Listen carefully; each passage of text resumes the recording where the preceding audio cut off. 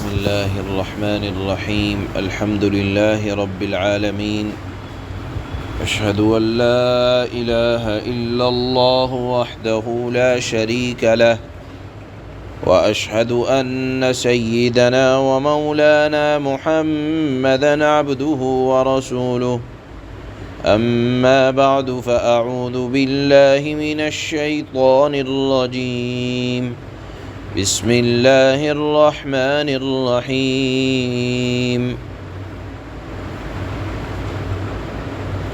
لم يكن الذين كفروا من أهل الكتاب والمشركين منفكين حتى تأتيهم البينة رسول من الله يتلو صحفا مطهرة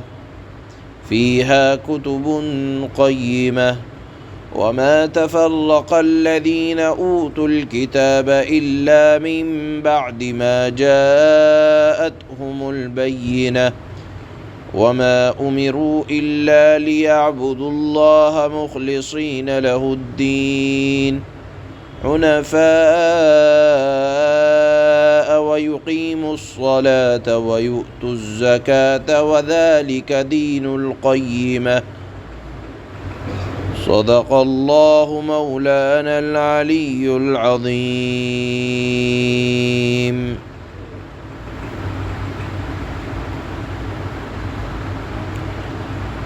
یہ سورہ بینہ ہے۔ بینہ کے معنی آتے ہیں کھلی ہوئی دلیل،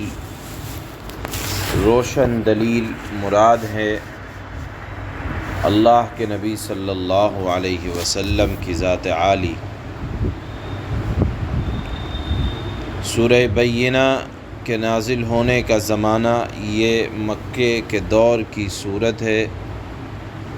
بعض حضرات نے فرمایا کہ یہ مدینے میں نازل ہوئی۔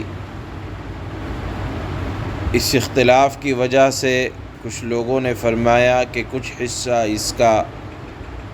مکہ مکرمہ میں نازل ہوا اور کچھ حصہ اس کا مدینہ منورہ میں نازل ہوا۔ اللہ کے نبی صلی اللہ علیہ وسلم کے آنے کا مقصد اس صورت میں بیان کیا گیا اور بتلایا گیا کہ دنیا میں آنے سے پہلے آپ کو ایک تو دنیا میں بھیجا کیوں گیا، آپ کے بھیجنے کا مقصد کیا ہے۔ دوسرے یہ بتایا گیا کہ اللہ کے نبی صلی اللہ علیہ وسلم کے دنیا میں آنے سے پہلے دنیا میں دو طرح کے نظریے پائے جاتے تھے۔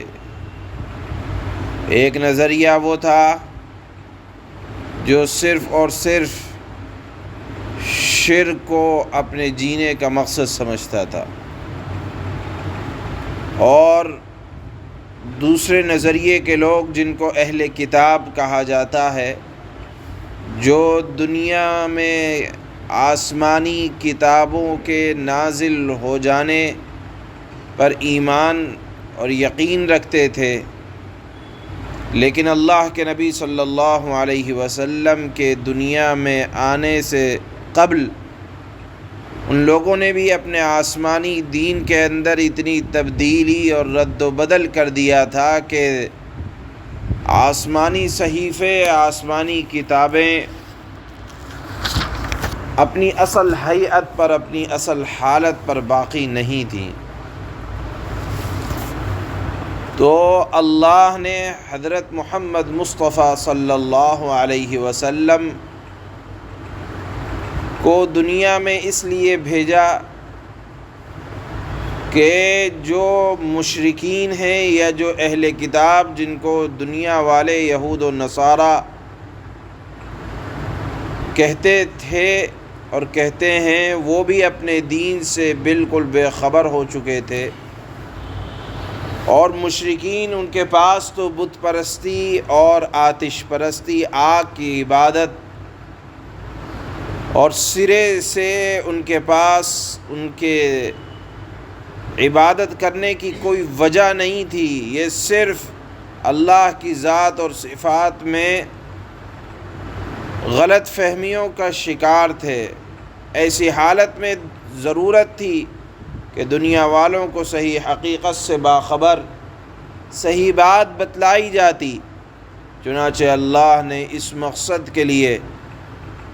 عظیم القدر اور مصلح امت حضرت محمد مصطفیٰ صلی اللہ علیہ وسلم کو دنیا والوں کے پاس بھیجا، تاکہ وہ اہل کتاب جن کی کتابوں میں خود اللہ کے نبی کا ذکر ہے، جو ان کی بگڑی ہوئی حالت کی اصلاح فرمائیں، اور مشرکین کے پاس اس لیے بھیجا کہ وہ ان کی بدعقیدگیوں کی اصلاح کریں کہ شرک جس کی تمہارے پاس کوئی دلیل نہیں ہے، واضح دلیل نہیں ہے،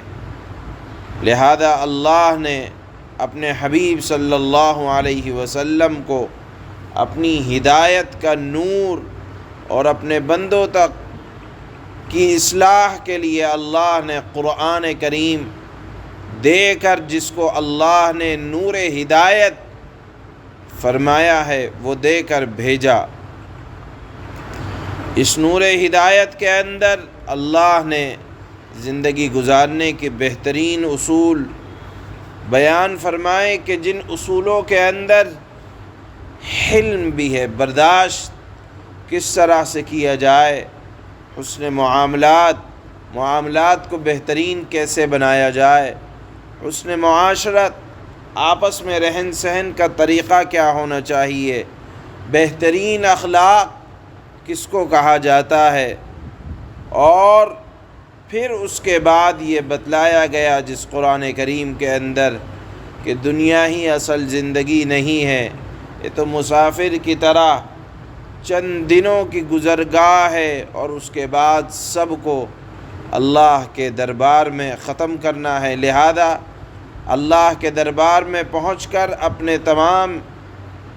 اعمال کا حساب دینا ہے۔ اس قرآن میں اللہ نے یہ بیان فرمایا۔ چنانچہ ہونا یہ چاہیے تھا کہ اللہ کے نبی صلی اللہ علیہ وسلم کی اس بات کو سنا جاتا، مانا جاتا۔ اللہ فرماتے ہیں بس بہت تھوڑے سے لوگوں کے ایمان لانے کے ہونا یہ چاہیے تھا کہ سب لوگ اللہ کے نبی صلی اللہ علیہ وسلم کی اطاعت کریں اور اللہ کے ساتھ نہ کسی کو شریک ٹھہرائیں۔ چنانچہ ان میں سے بہت تھوڑے سے لوگ اہل کتاب ہوں یا مشرک ہوں، کچھ لوگ تو ایمان لائے اور کچھ لوگ اپنی مخالفت پر جمے رہے۔ تو آج کی سورہ بینہ کی ان آیات میں اللہ پاک ارشاد فرماتے ہیں کہ میں نے اپنے حبیب کو اس وجہ سے دنیا میں بھیجا کہ اہل کتاب چاہے یہود و نصارہ ہوں، وہ اپنے اصل دین پر باقی نہیں تھے، ان کی ہدایت کے لیے ایک واضح پیغام ہوتا۔ چنانچہ اللہ نے اس قرآن میں ان کے لیے واضح پیغام بھی بھیجا، اور مشرکین جن کے اندر بدعقیدگی انتہا کو پہنچی ہوئی تھی، ان کے بھی نظریات کو واضح کر کر ان کے مذہب کی تردید کر کے ایک اللہ کی بات کی جائے۔ اس کام کے لیے اللہ نے اپنے حبیب صلی اللہ علیہ وسلم کو بھیجا۔ اسی مضمون کا ذکر اللہ نے یہاں شروع میں بیان فرمایا۔ اللہ فرماتے ہیں بسم اللہ الرحمن الرحیم، شروع اس اللہ کے نام سے جو سب پر مہربان ہے، بہت مہربان ہے۔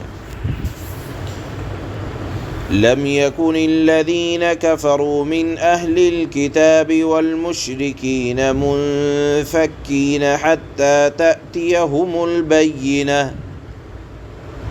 اہل کتاب اور مشرکین میں سے جو لوگ کافر تھے وہ اس وقت تک، چونکہ اللہ کے نبی کے آنے سے پہلے دنیا میں یہی دو نظریے تھے، یا تو مشرک یا اہل کتاب۔ اہل کتاب دنیا میں اس وقت باحیثیت اس وجہ سے تھے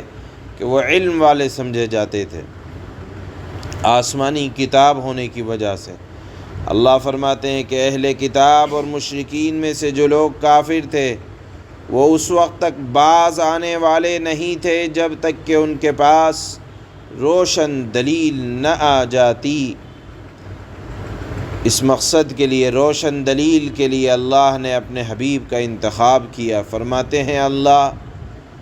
رسول من اللہ یتلو صحفا مطہرہ فیہا کتب قیمہ، یعنی ایک اللہ کا رسول جو پاک صحیفے پڑھ کر سنائے، جن صحیفوں کے اندر کیا ہو؟ جن میں سیدھی سچی تحریریں لکھی ہوں۔ وَمَا تَفَرَّقَ الَّذِينَ أُوتُوا الْكِتَابَ إِلَّا مِن بَعْدِ مَا جَاءَتْهُمُ الْبَيِّنَةُ، اور جو اہل کتاب تھے انہوں نے جدا راستہ اسی کے بعد اختیار کیا جب ان کے پاس روشن دلیل آ چکی تھی۔ ہونا یہ چاہیے تھا قرآن آیا، اللہ کے نبی آئے، اور اس قرآن کا اور اللہ کے نبی کا ان کے صحیفوں میں ذکر موجود تھا تو قبول کرنا چاہیے تھا، لیکن اللہ فرماتے ہیں کہ انہوں نے اپنا ایک الگ راستہ اختیار کر لیا۔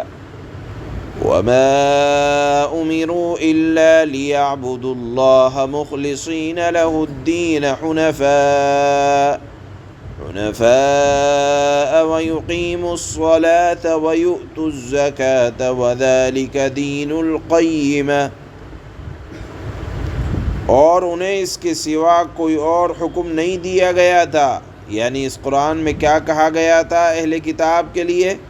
کرنا کیا ہے،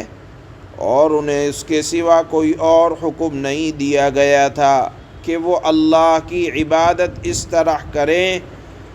کہ بندگی کو بالکل یکسو ہو کر صرف اللہ کے لیے خالص رکھیں۔ اس میں عبادت کو خالص اللہ کے لیے کرنے کا حکم دیا گیا ہے۔ اگر عبادت کسی اور کے لیے کی جائے، دکھلاوے کے لیے کیا جائے، تو یہ تمام کے تمام شرک ہیں، شرک خفی، یاد رکھنا چاہیے۔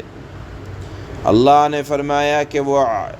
اللہ کی عبادت اس طرح کریں کہ بندگی کو بالکل یکسو ہو کر صرف اللہ کے لیے خالص کریں، رکھیں، نماز قائم کریں، زکوٰۃ ادا کریں، اور سمجھ لیں کہ یہی